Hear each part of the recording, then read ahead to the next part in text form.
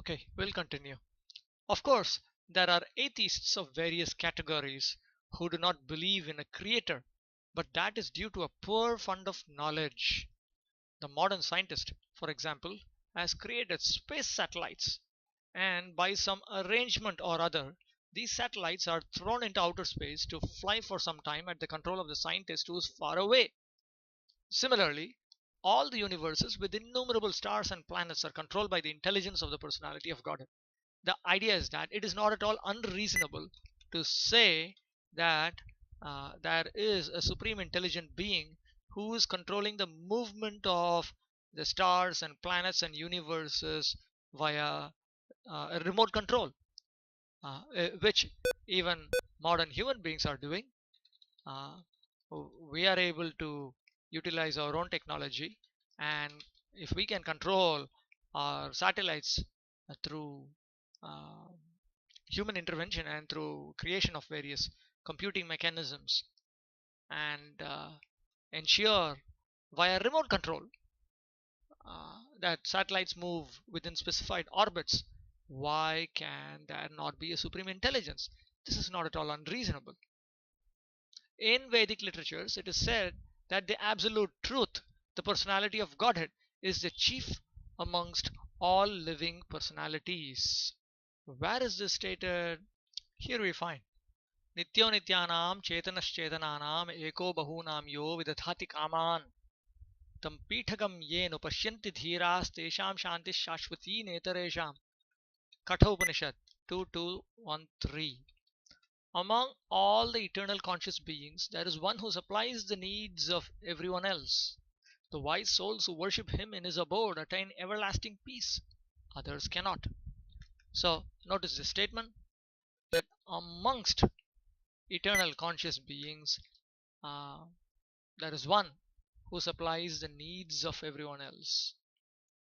So, there is one eternal conscious being amongst many eternal conscious beings who provides the needs of those many con- many eternal conscious beings. That is the point.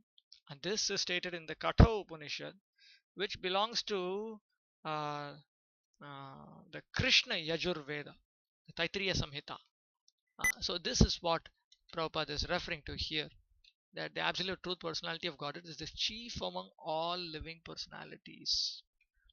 All living personalities. He is the chief. There are many other statements similar to this. Uh, Sarvasya Prabhumishanam, Sarvasya Sharanam, Brihat. That he is the shelter of all living beings. He is the great one. Like that, there are many statements which make it very clear. All living beings, beginning from the first created being Brahma down to the smallest ant, are individual living beings. And above Brahma, there are even other living beings with individual capacities, and the personality of Godhead is also a similar living being. Above Brahma. What does this mean? This refers to the liberated souls. From Brahma down to the ants, these are conditioned souls. The living entities are of two types, the liberated and the conditioned. Uh, Brahma is the topmost conditioned soul, and above Brahma, there are even other living beings with individual capacities. Notice this, with individual capacities. They are also Jivatmas, but they are Mukta Jivatmas. They are liberated souls. And the personality of Godhead is also a similar living being. And he is an individual, as are the other living beings. But the Supreme Lord or the Supreme Living Being has the greatest intelligence, and he possesses super most inconceivable energies of all different varieties. He possesses inconceivable potencies. He possesses super most inconceivable energies of all different varieties.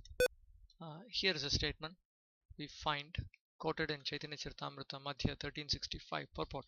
Parasya Shaktir Vividhaiva Shruyate Swabhaviki Jnanabala Kriyacha. The Supreme Lord has multipotencies which act so perfectly that all consciousness, strength, and activity are being directed solely by His will. This is a quote from Shvetashvatara Upanishad 6.8. So the Supreme Lord, he has energy of different varieties, multipotencies, as Prabhupada writes there. If a man's brain can produce a space satellite, one can very easily imagine how brains higher than man can produce similarly wonderful things which are far superior.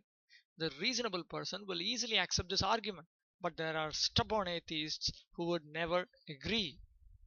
Sri Vyasadeva, however, at once accepts the supreme intelligence as the Parameshwara. Parameshwara. Notice this. This Parameshwara is indicated here uh, by this expression Param. This Param refers to Parameshwara. According to Acharya Sridhara Swami, Param is a synonym for Parameshwara. Parameshwara means the supreme conscious being, and therefore Prabhupada talks about that here. Srila Vyasadeva, however, at once accepts the supreme intelligence as Parameshwara. He offers his respectful obeisances unto the supreme intelligence addressed as the Para or the Parameshwara or the supreme personality of Godhead. So the supreme intelligent person is addressed as the Para here. I meditate upon uh, the supreme absolute truth. Satyam Param Dhimahi. So he's addressing the supreme absolute truth with great honor. Uh, so that Para is the same as the Parameshwara. And that Parameshwara is Sri Krishna as admitted in Bhagavad Gita and other scriptures delivered by Sri Vyasadeva, and specifically in this Srimad Bhagavatam. So all the scriptures, they make out very very clear that there's only one supreme being, and that supreme being is Krishna. In Bhagavad Gita, the Lord says that there is no other Paratattva Samam Bonam than Himself. Uh, he mentions this in the famous text Mattah Parataram Nanyad Kinchidasti Dhananjaya Mai Sarvamidam Protam Sutre Mani Gana Iva. Bhagavad Gita 7:7. There is nothing else. There is nothing else that is superior to me, O conqueror of wealth. In me, all that be which we see is strung as if pearls are strung on a thread. O conqueror of wealth, there is no truth superior to me. Everything rests upon me as pearls are strung on a thread. So he is the supreme truth. Notice he clearly said, Matah Parataram, there is nothing superior to me. And this is what Prabhupada is indicating here. Lord says there is no other Paratattva than himself. Therefore, Sri Vyasadeva at once worships the Paratattva. Para means supreme, Tattva means truth, the supreme truth. Satyam Param. Tattva is synonymous with Satyam. Param Tattvam is the same as Param Satyam. Satyam Param. Sri Krishna, whose transcendental activities are described in the 10th canto. So in the 10th canto, there is a description of Krishna's transcendental activities. Krishna does not engage in any material activity because he himself is a transcendental person. And they are described in the 10th canto of the Srimad Bhagavatam. The Srimad Bhagavatam is distinct from all other scriptures, from the other Puranas, in fact, and even from the Mahabharata. The Mahabharata and the Puranas, they all talk about Krishna Leela, and in fact, even Ram Leela comes practically in all the Puranas, and even the Mahabharata. There's a short summary of Lord Ram's pastimes. Um, but what is distinct in the Srimad Bhagavatam is that Krishna is presented as he actually is, and that is very very important. Um, that is how he is perceived in Samadhi. Vyasadeva, he saw how Krishna factually exists in Samadhi, as we will study in the 7th chapter of this canto, and he has described it. And his Vrindavan, Mathura, Dwaraka pastimes are brought out in the 10th canto of Srimad Bhagavatam, and they are all distinctly transcendental, non-material, supra-material. Unscrupulous persons go immediately to the 10th canto, and especially to the 5 chapters which describe the Lord's rasa dance. Let's have a look at this word, unscrupulous persons. Unscrupulous. Unscrupulous means without scruples. or principles. For instance, unscrupulous politicos who would be happy to sell their country in order to gain power. And what is scruples? Scruples. Motivation deriving logically from ethical or moral principles that govern a person's thoughts and actions. So, unscrupulous means people who are not uh, moral, who are not having any ethical principle. They do not uh, have a logical connection between moral thinking and uh, activity. So, these are immoral people. So, unscrupulous persons, they go immediately to the 10th canto and specifically to the 5 chapters which describe the Lord's rasa dance. There are 5 chapters in the Srimad Bhagavatam which describe the Lord's rasa dance. You find this is, of course, from the Krishna book, but the Krishna book has its chapters paralleling the chapters within the 10th canto of the Bhagavatam. So, chapters 29, 30, 31, 32, 33, these are called the Rasa Pancha Adhyayi, the 5 chapters that discuss Krishna's Rasa Leela pastimes. Um, so, people who are immoral, they immediately jump to the 10th canto and specifically they study the 5 chapters which describes the Lord's Rasa dance.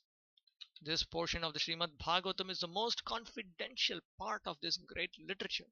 Unless one is thoroughly accomplished in the transcendental knowledge of the Lord, one is sure to misunderstand the Lord's worshipable transcendental pastimes called rasa dance and his love affairs with the gopis. This subject matter is highly spiritual, and only the liberated persons who have gradually attained to the stage of Paramahamsa can transcendently relish this rasa dance.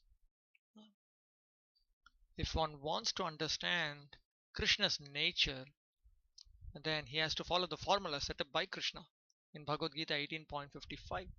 Bhaktya mama abhijanati yavan yaschasmi tattvataha tato mam tattvato gyatva vishate taddanantaram. One can know me by pure devotional service as much as I am in truth. Thereafter, having knowing me in truth, he enters thereafter. One can understand me as I am, as the Supreme Personality of Godhead, only by devotional service. And when one is in full consciousness of me, by such devotion he can enter into the kingdom of God. And why is it that we cannot understand Krishna so easily? That is also spelled out by Krishna in Bhagavad Gita 7:25.